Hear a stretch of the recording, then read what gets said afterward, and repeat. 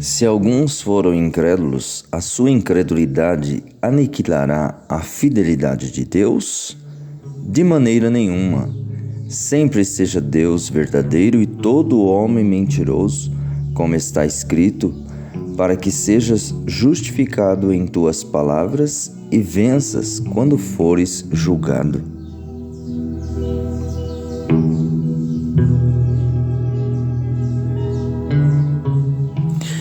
Muito bem, bom dia, meus preciosos irmãos em Cristo. Voltando a meditar na mensagem Incredulidade não impede a Deus. Aqui nós temos algo que gostaríamos de meditar com os irmãos nesta manhã, em poucas palavras. A incredulidade nunca o impediu, ele continuou prosseguindo. São palavras do nosso profeta na mensagem Incredulidade não impede a Deus, parágrafo 62. Nada impediu a Jesus de cumprir o seu propósito ou de manifestar o seu ministério. E nós sabemos que nada deve também impedir um verdadeiro crente de seguir sendo crente, independente da incredulidade que lhe é apresentada através de pessoas, vida de pessoas. Nós sempre permanecemos crente, assim como nada impediu Jesus de ser Jesus. Nada deve impedir um filho de Deus de continuar sendo um filho de Deus. Nós sabemos que o mundo está de mal a pior, principalmente na incredulidade, na espiritualidade. Cada vez pior, o mundo acabou, o mundo está despedaçado no pecado. Mas o crente, como é herdeiro de uma nova terra, que foi selado com o Espírito Santo, como diz o nosso apóstolo Paulo, o Espírito é o nosso penhor, a nossa garantia. Segundo aos Coríntios capítulo 1, versículo 22, o qual também nos selou e deu o penhor do Espírito em nossos corações. Devemos continuar, meus irmãos, firmes e fortes na fé, com essa garantia que todos nós temos, foi Ele que nos preparou, foi Ele mesmo que nos deu essa garantia, Segundo aos Coríntios capítulo 5, versículo 5, ora, quem para isto mesmo nos preparou foi Deus, o qual nos deu também o penhor do Espírito. Então prossigamos, seguimos em frente. Ele é o nosso Deus, que nos dá a garantia, que nos dá a segurança, nos dá a segurança de permanecermos firmes na fé. Jesus nunca abalou, nunca parou Cristo, porque ele tinha o Espírito Santo, ele tinha o próprio Deus, ele era o próprio Deus, Jesus era o próprio Deus, 100% homem, 100% Deus. Ele era o Jeová Jiré, Jeová Rafa, não é? Então, meu irmão, minha preciosa irmã, nada deve impedir o que eu quero salientar nesta manhã, nesta pequena devocional com os irmãos, é que nada deve impedir nós de sermos crentes.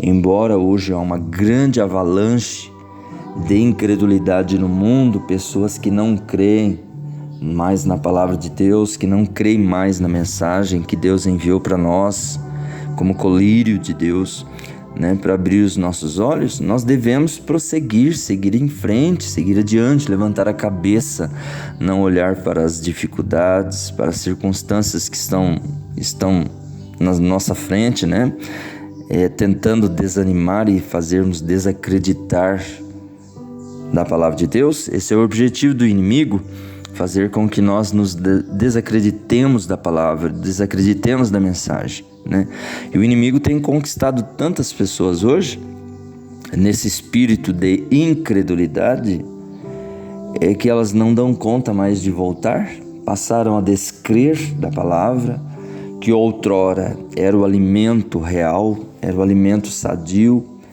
né, elas não dão conta mais de voltar e aí se entregaram completamente no espírito da incredulidade e vivendo vidas como tais, de incrédulos. Mas por quê? Não voltam mais, não dão conta mais de voltarem, porque se engordaram tanto, se incharam tanto de ouvirem profetas falsos que estão aí neste mundo, né, deixando de ouvir o verdadeiro profeta, a verdadeira mensagem. Elas não dão conta, porque elas querem que a mensagem seja do jeito delas, né? A mensagem nunca veio para ser do nosso jeito. Ela veio para nos fazer sermos do jeito da palavra, do jeito da mensagem. Então a mensagem, a palavra de Deus, ela nunca vai precisar mudar, nunca vai sofrer mudança para satisfazer quem quer que seja homem, mulher, seja igreja, seja denominação. Não, aqueles que querem se inteirar com o plano de Deus deve ser como a mensagem e não a mensagem ser como nós. Então, ela sendo assim, a mensagem, a palavra de Deus, ela sempre será uma porta estreita. E essas pessoas que saíram, se incharam tanto de ouvir mensagens de homens, mensagens de denominações, que não dão conta de voltar a passar na porta estreita novamente. Não é como aquela ovelhinha que saiu, né, tentando encontrar um pasto melhor, um pregador melhor, um pastor melhor, uma igreja melhor, se inchou tanto de ouvir vozes laterais, que não dão conta de voltar, né? É isso que tem acontecido com muitas pessoas. Mas vem cá, nós devemos salientar isso para os irmãos nesta manhã. Nada parou Jesus e nada vai nos parar. No parágrafo 62 a seguir, irmão Brandes, assim: a incredulidade nunca o impediu. Ele continuou prosseguindo. Ele curou o enfermo, levantou os mortos, limpou os leprosos, seguiu adiante.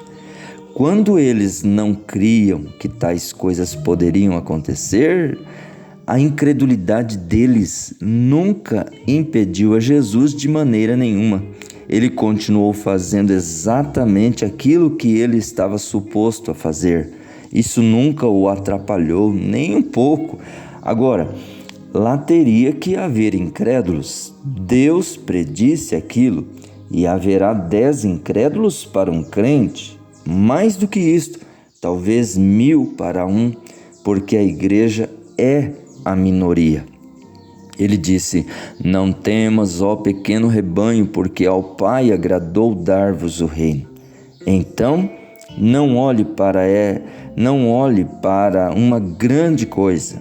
O diabo está sempre à procura de coisas grandes, mas Deus se fez pequeno. Deus, um bebê numa manjedoura, Jeová chorando.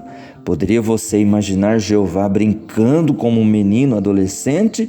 Ele era Deus. Deus estava nele. Isto é correto. Ele veio para expressar Deus.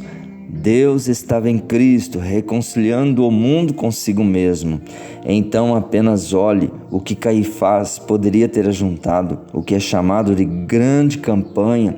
Algumas vezes pastores com igreja de um tamanho normal, algumas vezes eles pensam que por não serem como Billy Graham ou Oral Roberts ou alguém como eles, que Deus não lhes ama também. Escute, nunca pense tal coisa. Algumas das reuniões mais poderosas que eu tive foi em igrejas pequenas. Às vezes, 7 ou 8 de nós em uma casa, em algum lugar, orando, entende? Deus prometeu estar junto. Não importa quão pequena seja a igreja, Ele prometeu estar conosco. Oh, meu precioso, oh, minha preciosa irmã, não é? Muitos estão levando as pessoas, as multidões, e julgando-se que por eles estarem emocionando o povo com grandes campanhas, através de músicas, através de ritmos, né, que não tem nada a ver com o plano de Deus, com as coisas de Deus, estão emocionando o povo, e o povo dizendo: É ali que Deus está operando, é ali que Deus está fazendo a sua obra, é ali que tem a unção do Espírito Santo. Muitos estão julgando hoje emoção por unção. Muitos estão dizendo que estão ungidos por estarem emocionados, e não tem nada a ver uma coisa com a outra. Unção é uma coisa e emoção é outra. E muitos desses ministros aí, por não terem mais a unção para atrair o povo, eles usufruem da emoção, e isso aplicado através das músicas desordenadas, fora da ordem da igreja, coisas que temos aprendido com o nosso profeta. E aí o povo está indo com esta grande avalanche, caindo nessas danças e emoções e tantas coisas que não tem nada a ver com o plano salvífico de Deus.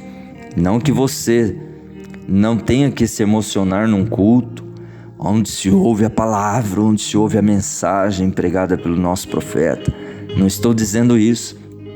Todos os verdadeiros ungidos, eles se emocionam ao ouvir a verdadeira palavra, rocha, pregada em um culto, não é? Mas nós nunca julgamos uma unção, nunca julgamos uma emoção por terem a unção, não é? Nem todos os emocionados estão ungidos, mas todos os ungidos se emocionam ao ouvir a verdadeira palavra de Deus. Meu irmão, minha irmã, Deus te abençoe mais um dia, que esse espírito de incredulidade nunca lhe atinge, porque nunca atingiu a Jesus Cristo. Deus te abençoe, Deus te cure, Deus te liberte, Deus te dê saúde no corpo, na alma e no espírito, para prosseguir crendo na verdadeira mensagem, na verdadeira palavra de Deus. Deus te abençoe, meu irmão, minha irmã. Um forte abraço do meu coração para o teu coração. Amém, amém.